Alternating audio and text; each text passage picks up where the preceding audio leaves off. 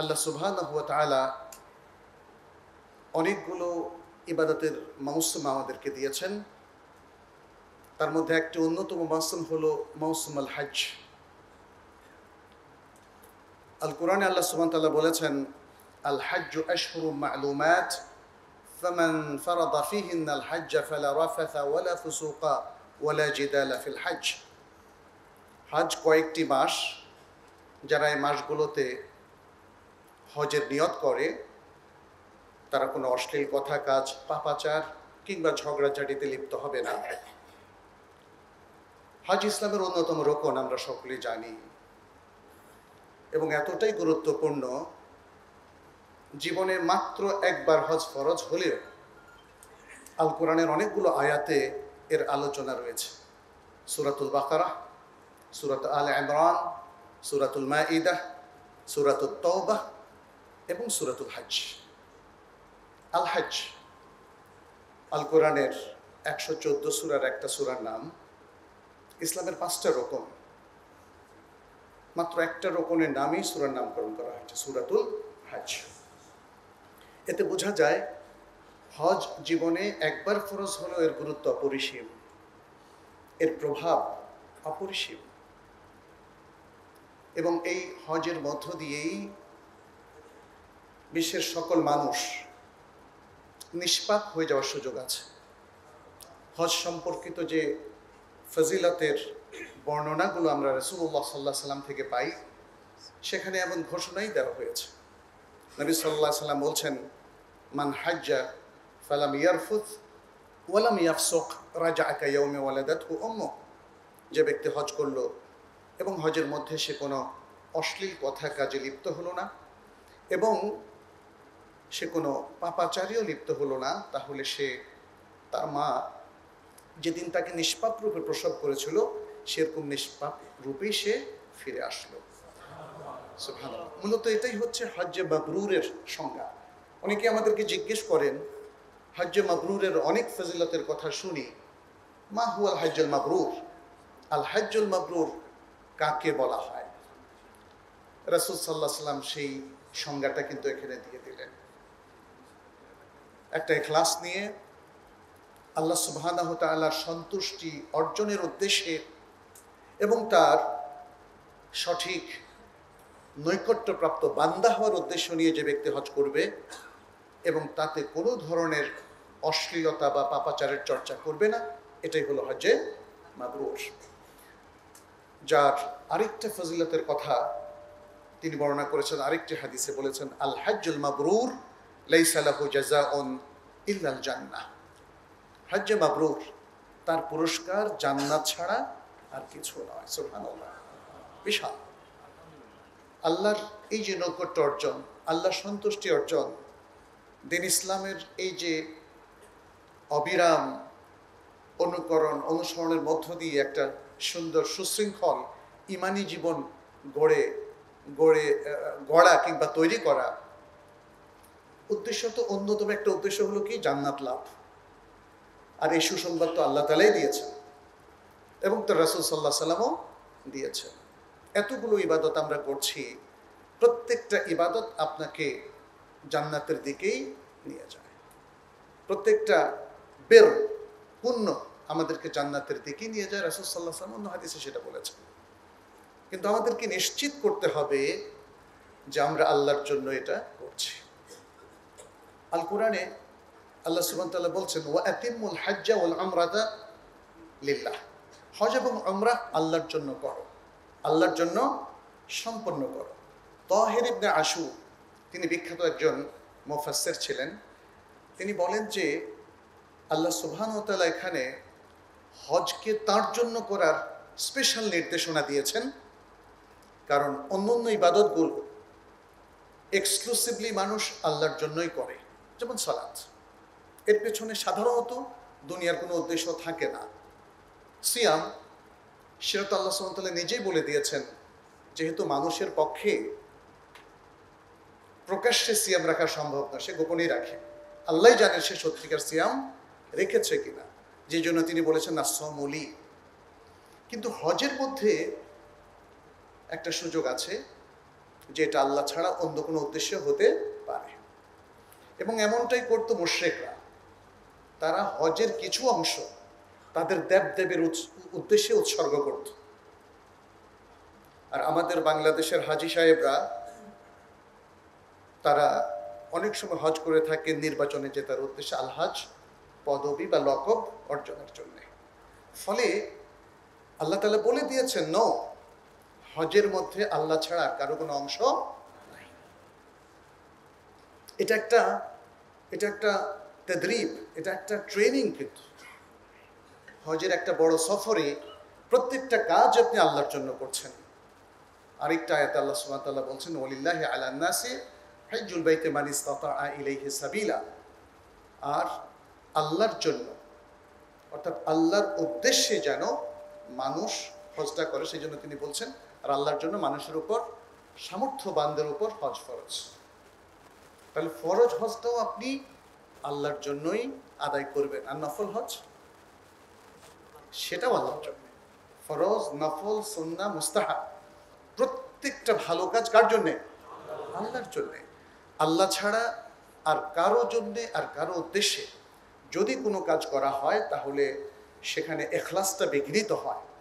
যদি ইখলাসটা বিঘ্নিত হয় তাহলে তাকে এভাবে আমরা বলতে পারি, সে আল্লাহর জন্য করলো না, তাহলে কার জন্য করলো? গায়রুল্লাহর জন্য করলো।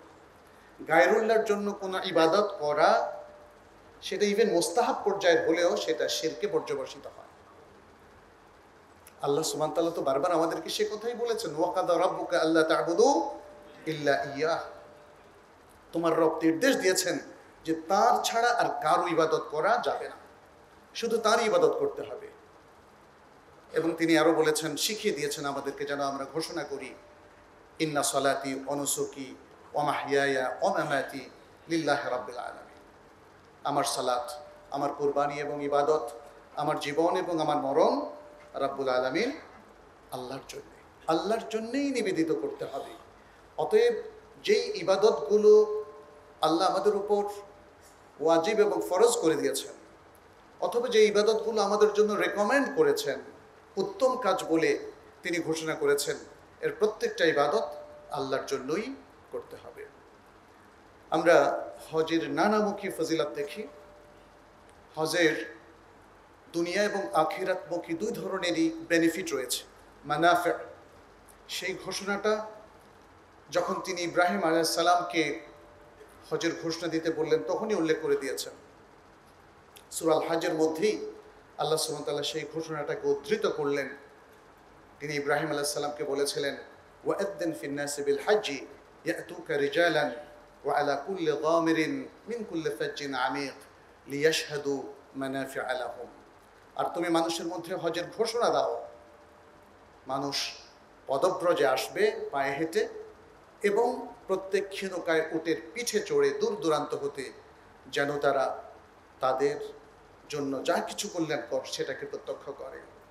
ওলামায়ে কেরাম এবং মুফাসসিরিনে কেরাম বলেছেন, এখানে মানাফির বলতে দুনিয়া এবং আখিরাতের কল্যাণ।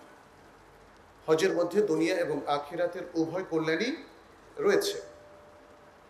সেই কল্যাণগুলোকে হজের মূল লক্ষ্য হিসেবে স্থির করা হয়েছে। আমরা সেটা খুব সংক্ষেপে আপনাদের কাছে তুলে ধরব, যেহেতু খুতবায় অত বিস্তারিত হয়তো আলোচনা করার সুযোগ আমাদের নেই।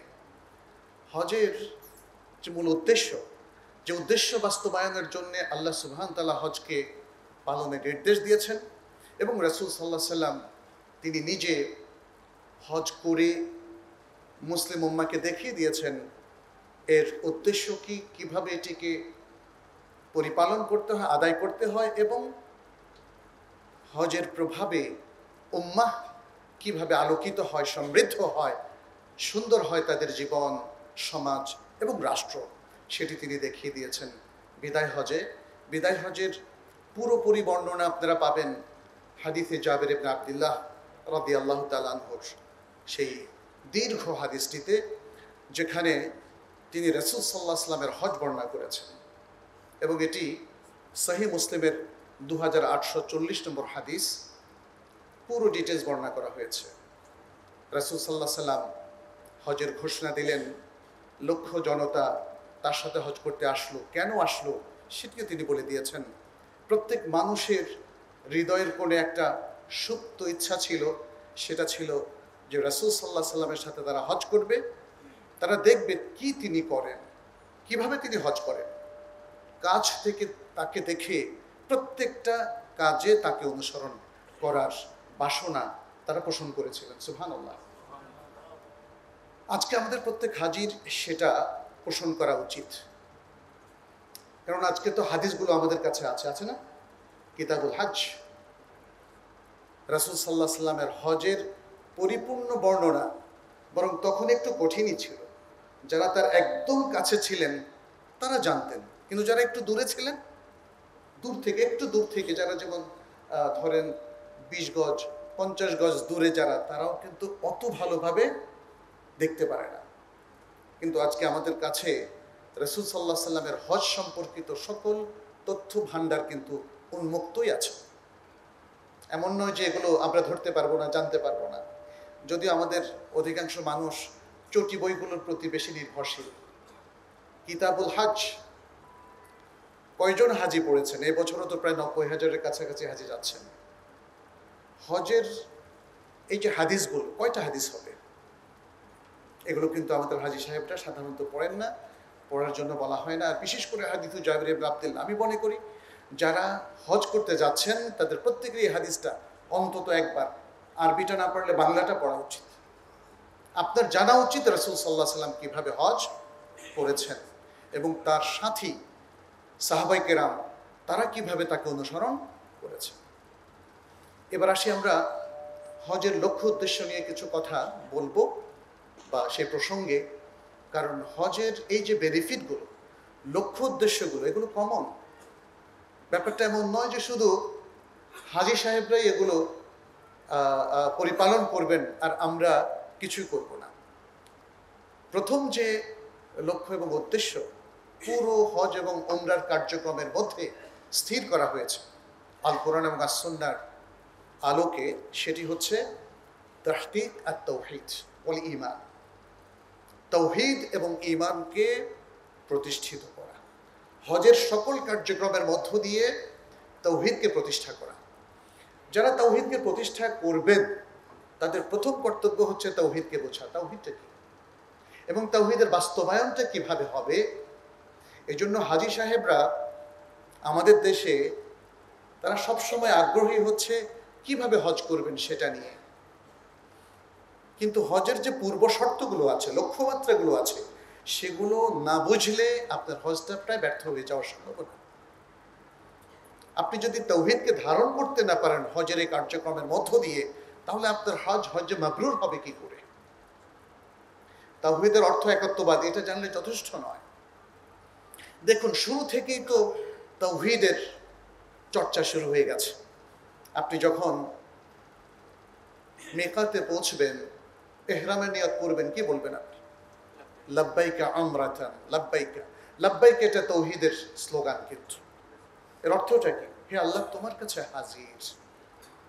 আপনি আর কারো কাছে নন, আল্লাহর কাছে হাজিরা দিতে এসেছেন, হাজিরা দিতে যাচ্ছেন। আপনি সেই ঘোষণাটা দিচ্ছেন, উমরার জন্য তোমার কাছে হাজির।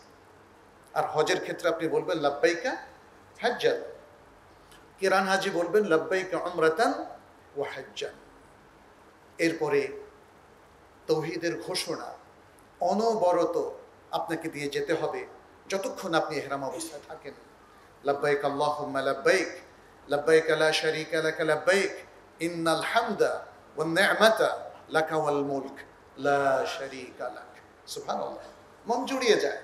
তালবিয়া, এটাকে হাদিসে জাবির ইবনে আব্দুল্লাহর হাদিসের মধ্যে বলা হয়েছে তাওহীদ। ওয়া আহাল্লা রাসূলুল্লাহ সাল্লাল্লাহু আলাইহি ওয়াসাল্লাম বিত-তাওহীদ। রাসূল সাল্লাল্লাহু আলাইহি ওয়াসাল্লাম তাওহীদ দিয়ে তালবিয়া পাঠ করলেন। এতবার কেন পাঠ করতে হবে, তাই না?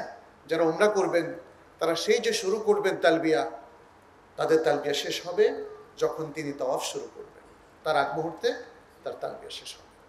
আর হজের তালবিয়া শুরু হবে 8 তারিখে, যখন আমরা হজের ইহরাম মক্কা থেকে যেখানে অবস্থান করছি সেখান থেকে ইহরাম করব।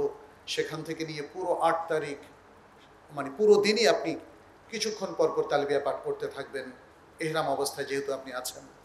আপনি যখন মিনা থেকে আরাফায় যাবেন তখনও তালবিয়া পাঠ করতে থাকবেন।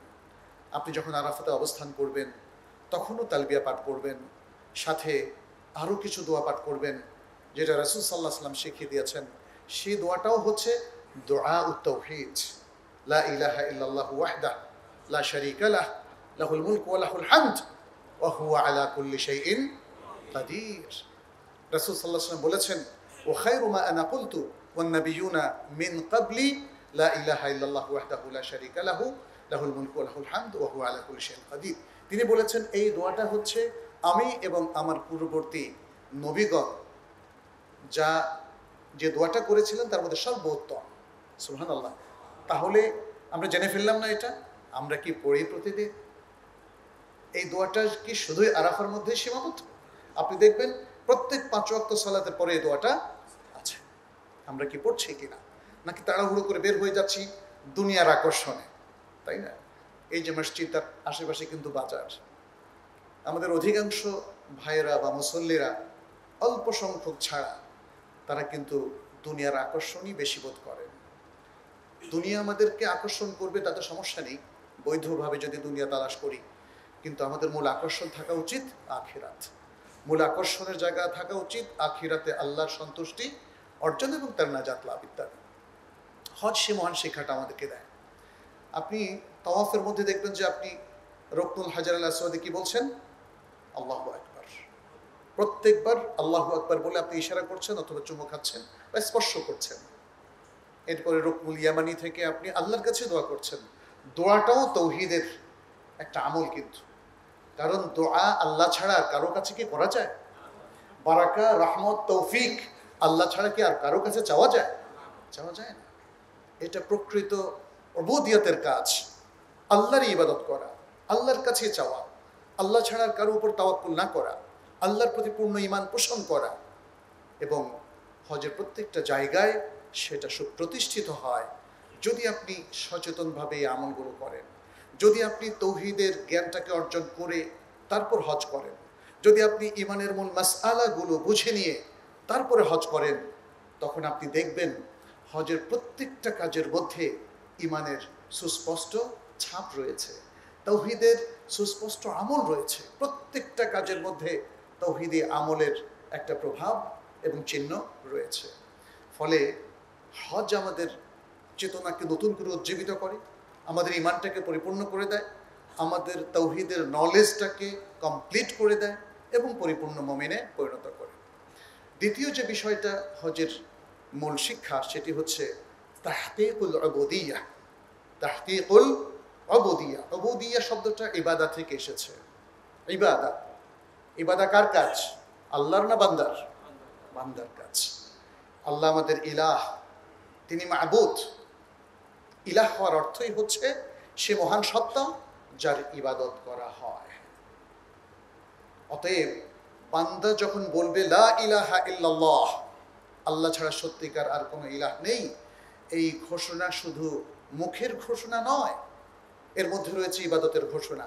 হে আল্লাহ, শুধু আপনারই ইবাদত করি, আপনি ছাড়া আর কারো ইবাদত করি না, শুধু আপনারই আনুগত্য করি, আপনি ছাড়া আর কারো আনুগত্য করি না, শুধু আপনারই ফয়সালা এবং আপনারই বিধান, আপনারই হুকুম আমরা বিশ্বের সর্বত্র মেনে চলি, আপনি ছাড়া আর কারো হুকুম, আর কারো বিধান, আর কারো ফয়সালা আমরা মেনে চলি না।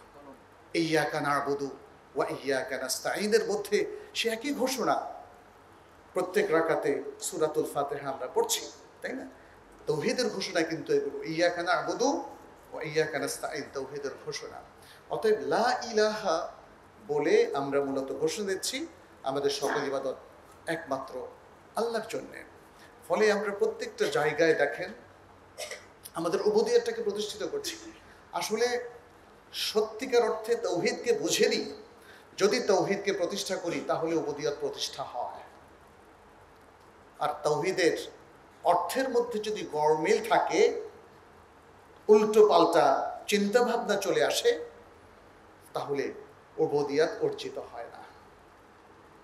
আপনি দেখবেন যে বাংলাদেশে অনেক মানুষ আল্লাহ ছাড়া অন্য আরো অনেকের কাছে দোয়া করে, বারাকা চায়, সন্তান চায়, পৃথিবী এবং আখিরাতের উন্নতি চায়।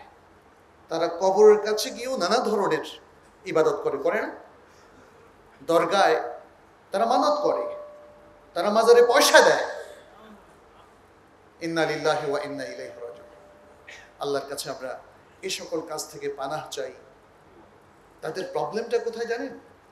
দ্বীনের প্রতি তাদের শত্রুতা, এটা প্রবলেম নয়। তাদের কারো দ্বীনের প্রতি শত্রুতা নেই, তারা প্রত্যেকে দ্বীনকে ভালোবাসে। তাদের প্রবলেমটা হচ্ছে তৌহিদের জ্ঞান অর্জিত হয় না, তৌহিদটাকে তারা বুঝে নাই। আল্লাহ এবং তার রাসূল সাল্লাল্লাহু আলাইহি সাল্লাম যে তৌহিদকে, তৌহিদের যে জ্ঞানকে উপস্থাপন করেছেন আল কোরআন এবং আস সুন্নাহ, সেটি অর্জিত হয় না। সেটি অর্জিত না হলে আপনি আল্লাহকে যতই ভালোবাসেন না কেন, আপনার উবুদিয়ত অর্জিত হবে না এবং আপনার কাজে কর্মের মধ্যে প্রচুর ত্রুটি থেকে যাবে। আপনি ভাবছেন আপনি আল্লাহর তৌহিদকে প্রতিষ্ঠা করছেন, অথচ দেখা যাবে শিরকও করা হয়ে যাচ্ছে। আল্লাহ সুবহানাহু ওয়া তাআলা আল কোরআনে কিন্তু সে কথাটা বলেও দিয়েছেন। অনেক মানুষ আল্লাহর প্রতি ঈমান রাখে, কিন্তু সে শিরক মুক্ত হতে পারে না, সে প্রচুর শিরক করে। ওমা ইউমিনু আকতারুহুম বিল্লাহি ইল্লা ওয়া হুম মুশরিকুন। অতএব আজকে সেই সুযোগটা আর নাই। কেউ কেউ বলেন, আমাদেরকে বলছে ভাই আপনারা যে এত শিরিক করছেন, তৌহিদ করছেন, এটার কোনো প্রয়োজন নেই। আজকে আল্লাহর কোনো বান্দা শিরিক করে না এবং আল্লাহর কোনো বান্দা তৌহিদ বিরোধী অবস্থানে নাই। কথাটা কি সত্যি? কথাটা মোটেই সত্যি নয়। বরং জ্ঞানের জগতে এক মহা দুর্ভিক্ষ চলছে এই মুসলিম দেশগুলোতে। আপনি খেয়াল করে দেখেন, দুনিয়ার জ্ঞানের বিশ্লেষণ আমি করব না, কিন্তু আখিরাতের জ্ঞান নিয়ে আমরা দেখতে পাচ্ছি এক মহা দুর্ভিক্ষ চলছে। আজকে যদি আমরা তহারাত বিষয়ে যে কোনো মুসলিম ভাইকে প্রশ্ন করি, দেখা যাবে যে অধিকাংশের উত্তর তিনি দিতে পারছেন না। কিতাবুস সালাহ নিয়ে প্রশ্ন করলে উত্তর দিতে পারছেন না। তাওহীদের ব্যাপারে অধিকাংশ মানুষেরই সঠিক জ্ঞান নেই।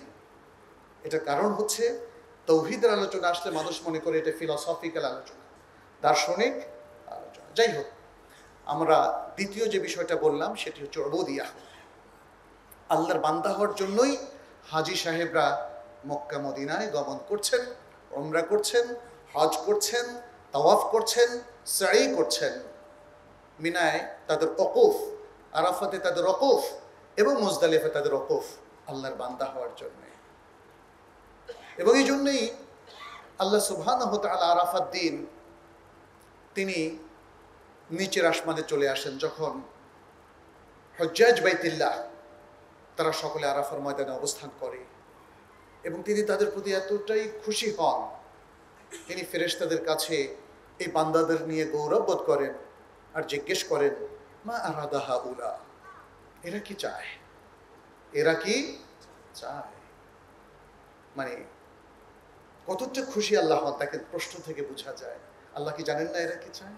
তিনি কেন নিচের আসমানে নেমে আসলেন এবং তিনি কেন ফেরেশতাদের কাছে গৌরববোধ করলেন? কারণ আজকের দিনের এই ইবাদতে আল্লাহ তার ফেরেশতাদের চাইতেও বান্দাকে বেশি শ্রেষ্ঠত্ব দিচ্ছেন।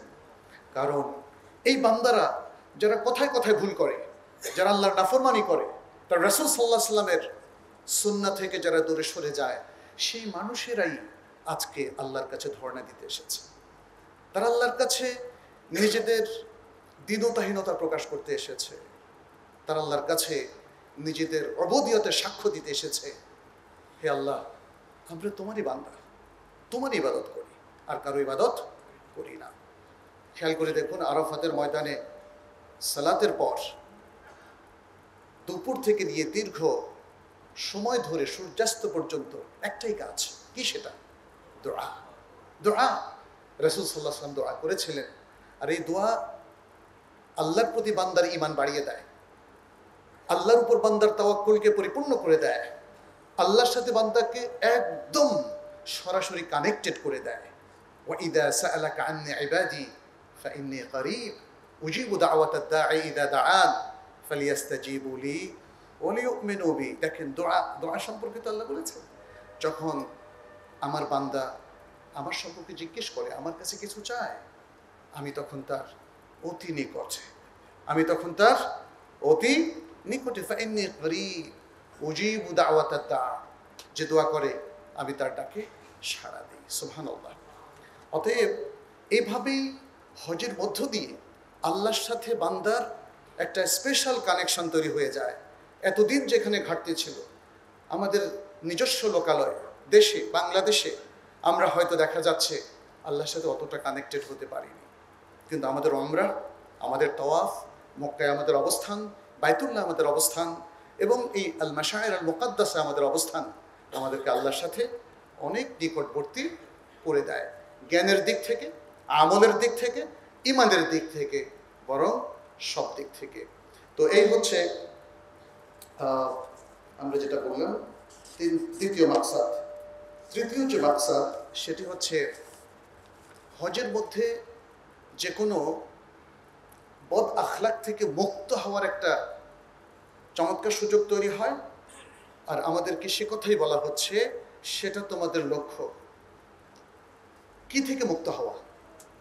একটু আগে একটা আয়াত আমি পেশ করেছিলাম যেটি আল্লাহ সুবহানাহু ওয়া তাআলা বলেছেন, ফামান ফারাদা ফিহিন্নাল হাজ্জা ফালা রাফাসা ওয়ালা ফুসুকা ওয়ালা জিদালা ফিল হজ।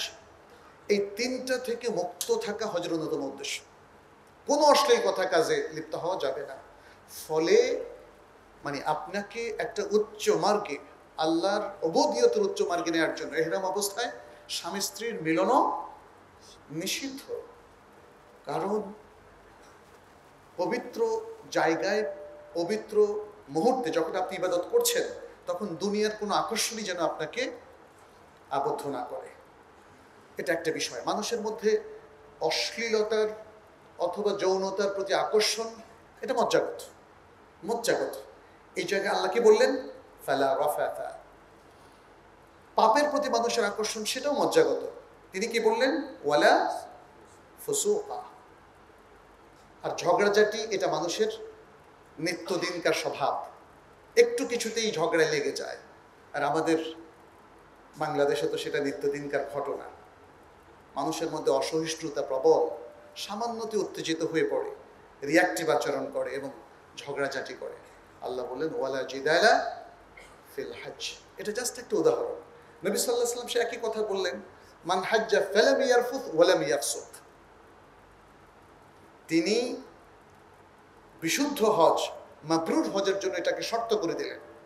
বোঝা গেল যত আখলাকি মাযমুমা আছে, নিন্দিত যত স্বভাব আছে, অসৎ চরিত্রতা আছে, আপনি সেগুলো থেকে নিজেকে মুক্ত করার একটা চমৎকার ট্রেনিং হজের মধ্যে পেয়ে যাবেন। এবং হজের অন্যতম উদ্দেশ্য হচ্ছে মানুষকে নৈতিকতা সমৃদ্ধ জীবনে অভ্যস্ত করা। ফলে এটা আমরা দেখিও, কত হাজী সাহেব হজ থেকে ফিরে জীবনটাকে কত সুন্দর করে ফেললেন। আমি দেখেছি নিজেও, সেই গ্রামে গঞ্জের হাজী সাহেবরা এবার হজ করে এসে এলাকায় জ্ঞানের বিস্তার, তৌহিদের প্রচার, কোরআনের প্রচার, দ্বীনের প্রচারে তারা লেগে গেল। সুবহানাল্লাহ। এটা হজের বিশাল একটা প্রভাব। আর হজের আরেকটা বিষয় হচ্ছে আখিরাতের প্রতি আমাদের আগ্রহ বৃদ্ধি করা, আখিরাত বিষয়ে সতর্ক করা। আখিরাতের সাথে হজের বেশ কিছু মিল আছে। একটা মিল হচ্ছে কাফনের কাপড়ের মতো 2 টুকরা এহরামের কাপড় পরিধান করা, প্লাস ময়দানে অবস্থান। মিনায় যেদিন অবস্থান করবেন আপনি দেখবেন যে মনে হয় যেন লক্ষ লক্ষ জনতা হাসরের মাঠে অবস্থান করছে। একই অবস্থা আরাফাতে এবং একই অবস্থায় রাতের মুজদালিফাতেও। তাহলে আখিরাতের কথা স্মরণ করার জন্যে চমৎকার একটা উপলক্ষ এখানে তৈরি হয়ে যাচ্ছে। আর আল্লাহ সুবহানাহু ওয়া তাআলা কোরআনে বারবার বলেছেন মুমিনের একটা গুরুত্বপূর্ণ বৈশিষ্ট্য হচ্ছে আখিরাতের প্রতি বিশ্বাস। ওয়াবিল আখিরাতি হুম ইউকিনুন। এবং বহু জায়গায় আল্লাহ তার প্রতি ঈমানের সাথে সাথে আখিরাতের প্রতি ঈমানটাকে তিনি সাথে সাথে উল্লেখ করেছেন। যেমন বলেছেন লাকাদ কানা লাকুম ফি রাসূলিল্লাহি উসওয়াতুন হাসানা লিমান কানা ইয়ারজুল্লাহা ওয়াল ইয়াউমাল আখিরা। তো এখানে দেখা যাচ্ছে যে আখিরাতের প্রতি বিশ্বাস গুরুত্বপূর্ণ এবং হজ, উমরা, হজের এই সফর আমাদেরকে আখিরাতমুখী করে। পঞ্চম যে বিষয়টা সেটি হচ্ছে আল্লাহ সুবহানাহু ওয়া তাআলা বলছেন ইন্না সাফা ওয়াল মারওয়াতা মিন শাআইরিল্লাহ। এখানে আল্লাহর যে নিদর্শনগুলো আছে সেগুলো কিন্তু আল্লাহ বিভিন্ন জায়গায় উল্লেখ করলেন। এখানে বললেন সাফা মারওয়া আল্লাহর নিদর্শনগুলোর মধ্যে অন্যতম। অন্য জায়গায় মাকামে ইব্রাহিমের কথা বললেন, অন্য জায়গায় বাইতুল্লাহর কথা বললেন, ইন্না আউওয়ালা বাইতিন উদিআ লিন-নাসি লাল্লাযী বিবাক্কাতা মুবারাকাও ওয়া হুদাল লিল আলামিন। তিনি বাইতুল্লাহর কথা বললেন, কাবার কথাটাও কোরআনে আল্লাহ তাআলা উল্লেখ করলেন। এরপরে এখানে আরো দেখি আমরা আল হাজারুল আসওয়াদ, নবী সাল্লাল্লাহু আলাইহি সাল্লামের অনেকগুলো হাদিস আছে যেখানে হাজারুল আসওয়াদ নিয়ে তিনি আলোচনা করেছেন এবং বলেছেন এটা জান্নাতের একটা পাথর। এটা প্রথমে ছিল অত্যন্ত শ্বেতশুভ্র, মানুষের পাপের কারণে এটি কালো পাথর হয়ে গেছে, সেটি বাইতুল্লাহ বসানো হলো, সেটাও আল্লাহ সুবহানাহু ওয়া তাআলার নির্দেশে হয়েছে। এভাবে আমরা দেখি যে পুরো মক্কাটাও আল্লাহর একটা নিদর্শন, যে কারণে ইব্রাহিম আলাইহিস সালামের মাধ্যমে পুরো মক্কাকে হারাম ঘোষণা করা হলো। মিনা, মুজদালিফা, আরাফা, এগুলো সবগুলি আল্লাহর নিদর্শন। এবং এই নিদর্শনগুলোর সাথে ডিলিংটা কি হবে সেটাও কিন্তু রাসূল সাল্লাল্লাহু আলাইহি ওয়াসাল্লাম জানিয়ে দিলেন। ওমান দাখালাহু কানা আমিনা, এটা কোরআনের কথা। যারাই এই মক্কা নগরীতে প্রবেশ করবে তারা নিরাপদ। এই নিরাপত্তা আল্লাহ সুবহানাহু ওয়া তাআলা দিলেন মানুষকে, এমনকি পশু পাখিকে পর্যন্ত, এমনকি উদ্ভিদ জগৎকে পর্যন্ত। কোনো হাজির জন্য তিনি ইহরাম অবস্থায় থাকুন অথবা নাই থাকুন, গাছপালা কাটা যাবে না, সেখান থেকে গাছ থেকে একটা ডালও ছেঁড়া যাবে না, পাতাও ছেঁড়া যাবে না। তাহলে এই যে নিদর্শনগুলোর প্রতি এই যে মর্যাদা, এটা কে দিলেন? আল্লাহ সুবহানাহু ওয়া তাআলা।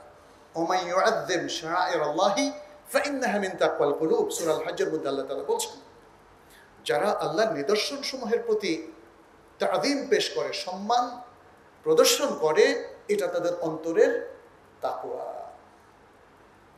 হাজী সাহেবরা যারা হজে যাচ্ছেন, আমরা দেখেছি আরাফার ময়দানে লেগে গেলেন, কথা কাটাকাটি হচ্ছে, রাজনৈতিক মুখরোচক আলাপ হচ্ছে, রুমের মধ্যে একজন আরেকজনের প্রতি বিরক্তি প্রকাশ করছেন, আরো নানা কিছু।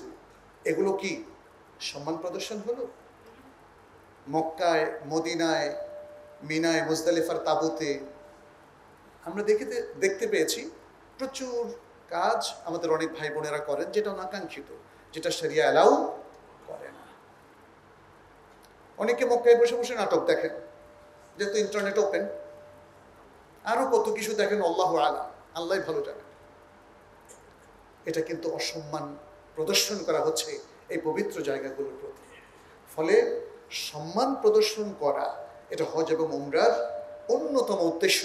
আপনার আমার মাধ্যমে এই জায়গাগুলোতে না কোনো আচরণের মাধ্যমে, না কোনো কাজের মাধ্যমে যেন অসম্মান প্রকাশ না হয়। ষষ্ঠ যে বিষয়টি, সেটি হচ্ছে এখানে যে সুযোগটা আল্লাহ সুবহানাহু ওয়া তাআলা রেখেছেন, লিয়াশহাদু মানাফিআ লাহুম, দুনিয়া আখিরাতের কল্যাণ, আমাদের সেই কল্যাণ অর্জনের জন্য চেষ্টা করতে হবে, যাতে আল্লাহ সুবহানাহু ওয়া তাআলার ফজল এবং করম আমরা এখান থেকে অর্জন করে নিয়ে আসতে পারি। আমরা দেখেছি যারা হজ্জে মাবরুর এর তৌফিক প্রাপ্ত হন, তারা মূলত সেখান থেকে দুনিয়া আখিরাতের বেনিফিট নিয়ে আসতে পারেন। সপ্তম যে বিষয়টি, সেটি হচ্ছে আল্লাহর যিকিরের সাথে, আল্লাহর স্মরণের সাথে নিজেকে কানেক্টেড করা। আলহামদুলিল্লাহ, আমরা অনেক ভাই বোনদেরকে দেখি তারা ইবাদতের মধ্যে নিজেকে সর্বদা সম্পৃক্ত রাখার চেষ্টা করে। মূলত আল্লাহর যিকির মানে হচ্ছে আল্লাহর ইবাদতের সাথে কানেক্টেড থাকা। একদল মানুষ যিকির বলতে শুধু আল্লাহ আল্লাহ যিকির অথবা ইল্লাল্লাহ যিকির এইগুলো প্রচলন করছে, এটা তাদের প্রচলন। এগুলো কিন্তু আপনি কোরআন হাদিসে কোথাও পাবেন না। আল্লাহর যিকির কিভাবে করতে হয় এটা আল্লাহ এবং তার রাসূল শিখিয়ে দিয়েছেন, ওর বাইরে যাওয়ার কোনো সুযোগ নেই। আল্লাহর ইবাদত কি করে করতে হয় আল্লাহ এবং তার রাসূল শিখিয়ে দিয়েছেন, এর বাইরে যাওয়ার কোনো সুযোগ নেই।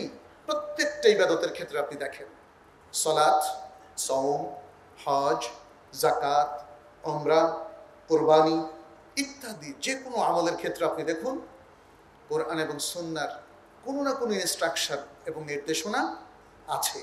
ওই নির্দেশনার বাইরে গেলে সেটা ইসলামিক কাজ বলে গণ্য হবে না। আমরা আজকের বিশ্বে আসলে যেহেতু পুরো বিশ্বই উন্মুক্ত, বিভিন্ন ধর্ম, ধর্মীয় কৃষ্টি কালচার বা বিভিন্ন সমাজের কৃষ্টি কালচারের প্রভাবে আমাদের জীবনকে কিন্তু অনেক পরিবর্তন করে ফেলেছে। সময় হয়েছে আমাদের এখন সত্যের দিকে ফিরে আসা। হজ সেরকমই একটা উপলক্ষ। আজকে আমাদের জীবনধারাটা মিক্সড কালচারে পরিণত হয়েছে। আমরা সলাতো পড়ি, আবার গিয়ে দেখেন দুনিয়াবি বিভিন্ন কাজ করতে গিয়ে আমরা সীমা লঙ্ঘন করি, আমরা শরিয়া লঙ্ঘন করি কি না? এবং আমরা কিছু মনে করি না। তার মানে হচ্ছে আমাদের কাছে দুটোই এখন ভ্যালিড হয়ে গেল। এটা সমস্যা মুসলিম জীবনে, মুসলিম সমাজে এটা বড় ধরনের সমস্যা। আল্লাহ এবং তার রাসূল যা হারাম করেছেন সেটাতে সম্পৃক্ত হওয়ার কোনো পারমিশন নেই। আছে কি? কোনো পারমিশন নেই। মুসলিমদেরকে অবশ্যই ইসলামী ধারার জীবনেই তাদেরকে ফিরে আসতে হবে। ইসলাম এবং অনইসলাম, শিরক এবং তৌহিদ, ইবাদত এবং বেদাহ, এগুলোর মধ্যে মিক্স আপ করার কোনো সুযোগ নেই। এটা মনে রাখতে হবে। আমাদের শিক্ষা ব্যবস্থার মধ্যে সেটা ফুটিয়ে তুলতে হবে। আমাদের দৈনন্দিন জীবনের মধ্যে সে আচার অনুষ্ঠান নিয়ে আসতে হবে। প্রত্যেকটা কাজে কর্মে যেন তৌহিদের বহিঃপ্রকাশ হয়, আল্লাহ এবং তার রাসূলের আনুগত্য প্রকাশ পায়, ইবাদতের বৈশিষ্ট্য যেন আমাদের মধ্যে ফুটে ওঠে। প্রত্যেকটা আমল এর মধ্য দিয়ে যেন আমরা সওয়াব লাভ করি। মূলত হজ এবং উমরা সেই জিনিসটাই আমাদের সামনে তুলে ধরে। আমাদের আরও বেশ কিছু শিক্ষা এখানে আল্লাহ সুবহানাহু ওয়া তাআলা রেখেছেন। এর মধ্যে হচ্ছে মানুষের মধ্যে সাম্য, কোনো ভেদাভেদ নাই। এখানে দেখেন মন্ত্রীরাও আমাদের সাথে একসাথেই, যদি ফ্লোরিং করি আমরা মুজদালিফায়, তাদের জন্য কি কোনো প্রাসাদ সেখানে আছে? নেই।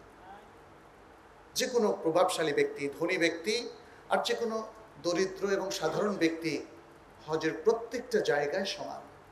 তওয়াফের ক্ষেত্রে কারো কোনো প্রাধান্য নেই, সাইয়ের ক্ষেত্রে কারোর জন্য কোনো স্পেশাল সুযোগ নেই। আরাফায়, মুজদালিফায়, মিনায়, সব জায়গায় আল্লাহ সুবহানাহু ওয়া তাআলা এর মাধ্যমে এই মেসেজটা দিয়েছেন যে এখানে সকল মানুষ সমান, মর্যাদার দিক থেকে সকল মানুষ সমান। বিদায় হজের ভাষণ আপনারা হাদিসে জাবেরের মধ্যেও পাবেন, সেখানে সে কথা বলা হয়েছে। সেখানে খুব সংক্ষিপ্তভাবে এসেছে। এর বাইরেও আরও বেশ কিছু বর্ণনায়, সহিহ মুসলিমের বর্ণনার বাইরে বিদায় হজের অনেক গুরুত্বপূর্ণ কথা এসেছে। সেগুলো আমাদের বিশ্ব মানবতার জন্য চমৎকার ঘোষণা, মানবাধিকারের চমৎকার ঘোষণা, নারীর অধিকার, কর্মচারীদের অধিকার, অধীনস্থদের অধিকার এবং বিশ্ব মানবের অধিকার এই বিদায় হজের ভাষণে নবী সাল্লাল্লাহু আলাইহি ওয়াসাল্লাম বিশ্ববাসীর সামনে তুলে ধরেছেন। অতএব মুসলিম জীবনে হজ এবং উমরার বিশাল প্রভাব রয়েছে। আমরা এই বছর যারা হজ করছি না, তারা যদি ভাবেন হজ উমরা নিয়ে আমার অত ভাবনা নেই কারণ আমি তো হজ করছি না, আমরা বলবো না, ভাবতে হবে আপনাকে। কারণ হজ উমরার এই মহাসম্মেলনের মধ্যে যারা হাজি তাদের জন্য তো বটেই, যারা হাজি নন তাদের জন্য চমৎকার শিক্ষা রয়েছে। আমাদের উচিত হবে সেই শিক্ষাকে অর্জন করা। হজ এবং উমরার যে লক্ষ্যমাত্রা এবং অনেকগুলো লক্ষ্য আল্লাহ এবং তার রাসূল নির্ধারণ করে দিয়েছেন, আমাদের উপর ফরজ হচ্ছে সেই লক্ষ্যগুলোকে অর্জন করা। যে কোনো ইবাদতের লক্ষ্য অর্জন করা ফরজ, যদি সেই ইবাদতটা ফরজ হয়ে থাকে। 5 ওয়াক্ত সালাত ফরজ, অতএব 5 ওয়াক্ত সালাতের যে লক্ষ্যমাত্রা আল্লাহ সুবহানাহু ওয়া তাআলা নির্ধারণ করেছেন সেটা অর্জন করাটাও ফরজ। রমাদানের সিয়াম ফরজ, অতএব এই সিয়াম পরিপালনের যে লক্ষ্যমাত্রা শরীয়ত নির্ধারণ করে দিয়েছে সেটাও ফরজ। আবার দেখুন অর্থনৈতিক ক্ষেত্রে যে লক্ষ্যমাত্রা আল্লাহ নির্ধারণ করে দিয়েছেন এর মধ্যে অনেকগুলোই কিন্তু ফরজ, আমরা সেটা ভুলে যাই। এর মধ্যে একটা হচ্ছে সুদমুক্ত অর্থনীতি। আমাদের এখন অনেক মুসলিম ভাইরা তারা ভাবেন সুদমুক্ত হওয়া সম্ভব নয়, ফলে অবাস্তব কথা বলবেন না। তো এই কথাটা কি আমরা বলছি নাকি কোরআন বলছে নাকি হাদিস বলছে? নবী সাল্লাল্লাহু আলাইহি ওয়াসাল্লাম বলেছেন, তিনি বিদায় হজের ভাষণে বলেছিলেন, আজ থেকে পৃথিবীর সকল সুদ আমার এই 2 পায়ের নিচে রহিত করা হলো। এবং তিনি তার বংশীয় লোকদের সকল সুদকে রহিত করে দিলেন এবং ঘোষণা করলেন এই বিধান কিয়ামত পর্যন্ত কার্যকর থাকবে। আমাদের আমাদের সবচেয়ে দুর্ভাগ্য হচ্ছে আমরা অন্য জাতির এবং অন্য মানুষদের অন্য ধর্মের কৃষ্টি কালচারকে গ্রহণ করে ফেলি এবং গ্রহণ করতে করতে অভ্যস্ত হয়ে যাওয়ার পর মনে করি সেটা ছাড়া আর চলবে না। অবশ্যই চলবে। যদি রাসূল সাল্লাল্লাহু আলাইহি সাল্লাম তখনকার সেই জাহিলিয়াতের যুগে সুদে জর্জরিত এবং জাহিলিয়াতের আরও অন্যান্য খারাপ স্বভাবে জর্জরিত সমাজকে খুব দ্রুত মাত্র 20 বছরের মধ্যে মুক্ত করতে পারেন, আজকেও সেটা সম্ভব। কিন্তু প্রয়োজন শক্তিশালী ঈমানের, প্রয়োজন মানুষের মোটিভেশনের, মানুষের আল্লাহর প্রতি পূর্ণ আস্থা প্রকাশের এবং মানুষের মাইন্ডসেট প্রয়োজন। আসুন, হজ আমাদেরকে যে মহান শিক্ষা দিয়েছে, যে মহান লক্ষ্যমাত্রা নির্ধারণ করে দিয়েছে, আমরা সেগুলোকে অনুধাবন করি প্রথমত এবং সেগুলো অর্জনের জন্য সকলে মিলে চেষ্টা করি। যারা হজে যাচ্ছেন তাদের জন্য কিছু খেদমা আমরা এখান থেকে দিতে পারি। আমরা মক্কা মদিনায় যে খেদমাগুলো দেখতে পাই হাজিদের জন্য, আমাদের দেশে মাঝে মাঝে দেখেছি কখনো কখনো আমরা হয়তো হজ ক্যাম্পে কিংবা এয়ারপোর্টে। কিন্তু আমার কাছে মনে হয় হাজিদের জন্য মানে হজের এই প্রোগ্রামটাকে আরও বেশি সমাজে প্রভাবশালী করার জন্যে আরও কিছু ব্যবস্থাপনা এখানে করা যেতে পারে। হাজিদের সহযোগিতা করা, হাজিদের লাগেজগুলো তৈরি করে দেওয়া ইত্যাদি চিন্তা করে বের করা যাবে যে আমাদের হাজিদের জন্য আরও ইজি প্রসেস কিভাবে আমরা ভলেন্টারিলি দিতে পারি। তাহলে আমি মনে করি যে দেশের মধ্যে একটা সাজ রব পড়ে যাবে। যেভাবে রমজানে আমরা দেখি বিভিন্ন জায়গায়, রাস্তায়, বাস স্টেশনে, রেল স্টেশনে ইফতার করানোর মধ্য দিয়ে রমাদানের একটা প্রভাব তৈরি হয়ে গেছে। হজেরও এরকম একটা প্রভাব যদি তৈরি হয়, আশা করা যায় যে হজের শিক্ষাটা অর্জন আমাদের জন্য সহজ হয়ে যাবে। আল্লাহ আমাদের জীবনকে সুন্দর করুন, হজের এই মৌসুমটাকে আমাদের জন্য বরকতময় করে দিন। আমরা যারা হজ করছি বা হজ করছি না, সকলেই যেন হজের এই বেনিফিটটা অর্জন করতে পারি। আকুলু কাউলি হাদা ওয়া আস্তাগফিরুল্লাহ লি ওয়া লাকুম ওয়া লিসাইরিল মুসলিমিন ফাস্তাগফিরুহু ইন্নাহু হুয়াল গফুরুর রহিম।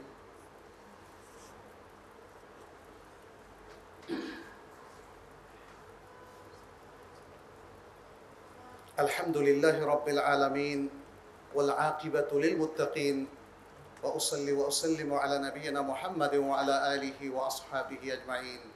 ইবাদাল্লাহ ইত্তাকুল্লাহ ওয়া কুনু ইবাদাল্লাহিল মুমিনিনাল মুখলাসিনাল মুমিনিন ওয়া কুনু মা'আস সাদিকিন।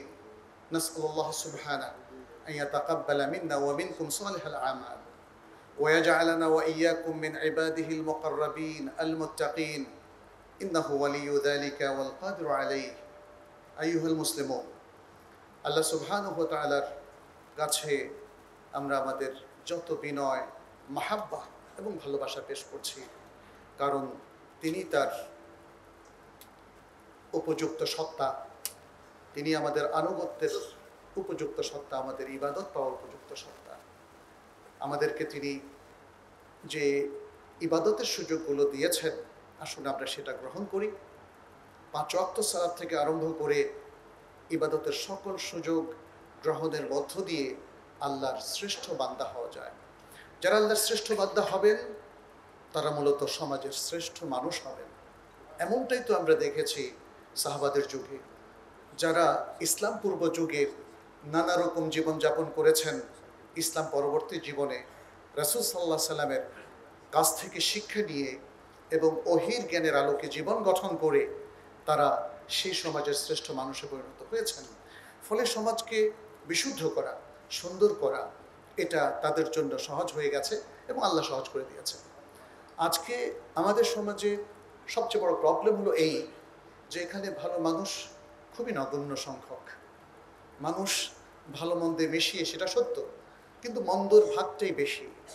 আমাদেরকে বারবার কোরআন পড়তে হবে, প্রতিদিন কোরআন তেলাওয়াত করা উচিত, বোঝা উচিত, তাহলে তার প্রভাবটা কাজ করবে। 5 ওয়াক্ত সালাত আমাদের জামাতের সাথে পুরুষদের পড়া উচিত, তাহলে তার প্রভাবটা কাজ করবে। সিয়াম যেগুলো আমরা ফরজ হিসেবে রাখি, এর বাইরেও নফল সিয়ামটা যদি বৃহস্পতিবার এবং সোমবার আমরা রাখতে পারি এবং সামনে যেটা সিয়াম ইয়াউম আরাফা, এগুলো যদি আমরা ব্যাপকভাবে আমল করতে পারি তাহলে তার প্রভাবটা কাজ করবে এবং এভাবে ভালো কাজের প্রভাবে আমাদের মধ্যে ভালো লোকের সংখ্যা বেড়ে যাবে, আমাদের নেক্সট জেনারেশন আমাদের কাছ থেকে শিখবে। আসুন আমরা সেভাবে নিজেদেরকে গঠন করি।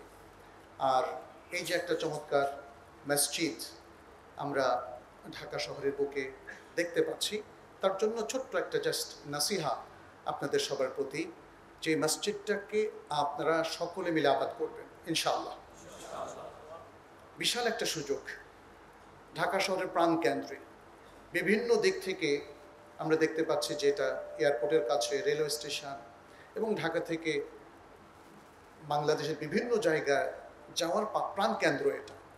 অতএব এই মসজিদটা যদি ঠিকমতো আবাদ করা যায় তাহলে এখানে প্রচুর সংখ্যক মুসল্লি পড়তে পারবে। আমি যতটুকু জানি যে প্রায় 30,000-এর মতো মুসল্লি এখানে সালাত পড়তে পারবে। তো মসজিদের এরকম একটা মসজিদ তৈরি করতে অনেক খরচ। আমরা সকলেই এই মসজিদের নির্মাণ কাজে এগিয়ে আসি, মসজিদটাকে আবাদ করার ক্ষেত্রে এগিয়ে আসি, সে আহ্বান আমরা রাখলাম। আর আল্লাহর কাছে দোয়া করি তিনি যেন এই মসজিদকে কবুল করে নেন, তিনি যেন এর মাধ্যমে আমাদের এই অঞ্চলে শুধু না পুরো দেশে দ্বীনের প্রভাব বৃদ্ধি করে দেন, দ্বীনের জ্ঞান ছড়িয়ে দেন এবং এই মসজিদ শুধু সালাত নয় বরং একটা জ্ঞান কেন্দ্র হিসাবে কাজ করবে, মানুষকে আলোকিত করার কেন্দ্র হিসাবে কাজ করবে এবং নানা ধরনের চ্যারিটেবল কাজের কেন্দ্র হিসাবেও কাজ করবে। আল্লাহ যেন সেরকম একটি মসজিদ এটিকে পরিণত করে দেন। যারা এর দেখাশোনা করছে আল্লাহ তাদের মধ্যে বারাকা দেন, যারা এখানে সালাত পড়তে আসছেন আল্লাহ তাদের মধ্যে বারাকা দেন। আল্লাহ যেন আমাদের সকলকে সুস্থ রাখেন, আল্লাহ যেন আমাদের সন্তান সন্ততিকে ভালো মুমিনে পরিণত করে দেন, আমাদের এই জনপদকে আলোকিত করেন, ওহির আলোকে আলোকিত করেন, আমাদের দুনিয়াবী যে সকল সমস্যা রয়েছে আল্লাহ সেটাকে দূর করে দেন। আমাদের মধ্যে যারা অভাবগ্রস্ত দরিদ্র আল্লাহ তাদের দারিদ্র এবং অভাব দূর করে দেন, যারা অসুস্থ তাদেরকে সুস্থ করে দেন। আল্লাহ যেন আমাদের দেশে বারাকা নাজিল করেন, বহিঃশত্রু থেকে আমাদের এই দেশকে, প্রিয় দেশটাকে রক্ষা করেন, এই দেশের মুসলিম জনতাকে আল্লাহ যেন বারাকাপূর্ণ জীবন দান করেন। হাদা ওয়াসাল্লু ওয়াসাল্লিমু আলা নবিয়িনা মুহাম্মদ। ফাকাদ ক্বালা আল্লাহু সুবহানাহু ইন্নাল্লাহা ওয়া মালাইকাতাহু ইউসাল্লুনা আলান নবী ইয়া আইয়ুহাল্লাযীনা আমানু সাল্লু আলাইহি ওয়া সাল্লিমু তাসলিমা।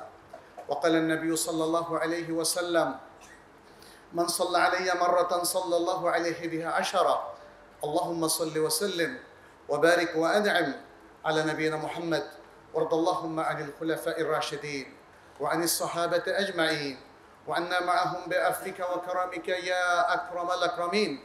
اللهم أعز الإسلام والمسلمين، اللهم أعز الإسلام والمسلمين، اللهم انصر الإسلام والمسلمين، اللهم انصر الإسلام والمسلمين في كل مكان يا رب العالمين. اللهم انصر إخواننا في فلسطين وفي الهند وفي كل العالم يا رب العالمين. اللهم كن لهم ولا تكن عليهم يا رب العالمين. اللهم عليك بأعدائك وأعداء الدين، أعداء الإسلام والمسلمين. اللهم عليك بأعداء المسلمين. تقبل منا إنك أنت السميع العليم. اللهم اشف مرضانا ومرضى المسلمين. اللهم تقبل منا إنك أنت السميع العليم وتب علينا إنك أنت التواب الرحيم. عباد الله، إن الله يأمر بالعدل والإحسان وإيتاء ذي القربى وينهى عن الفحشاء والمنكر والبغي يعظكم لعلكم تذكرون. فاذكروه يذكركم واشكروه يزدكم ولذكر الله أكبر والله يعلم بما تصنعون. وأقيموا الصلاة.